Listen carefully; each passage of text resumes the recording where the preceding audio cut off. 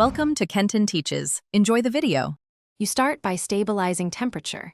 This matters because stainless steel absorbs heat quickly. Rinse and then pour in 1/3 cup hot water and let sit for 1 to 2 minutes to preheat the interior. While it warms, measure your coffee. Use 1 to 2 tablespoons or about 8 to 12 grams per 8 ounces. Once done, discard the water and dry the lid area.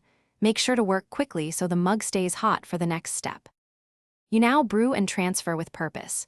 Choose pour over, French press, or instant, but brew about 5 to 10% stronger because the mug will slightly cool the coffee.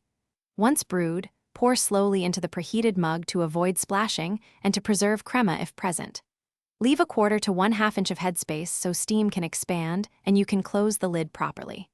After filling, secure the lid immediately. This traps heat and preserves aroma for longer. You finish by sealing and adjusting for comfort. Tighten the lid, make sure any vent is closed for maximum insulation, and confirm the gasket sits evenly to prevent leaks. If you need to drink sooner or the beverage is too hot, open the vent for 10 to 20 seconds or take a small sip to lower temperature gradually. If you notice leaks, disassemble, clean the gasket and threads, and realign. Replace the gasket if it's cracked. This one fix solves.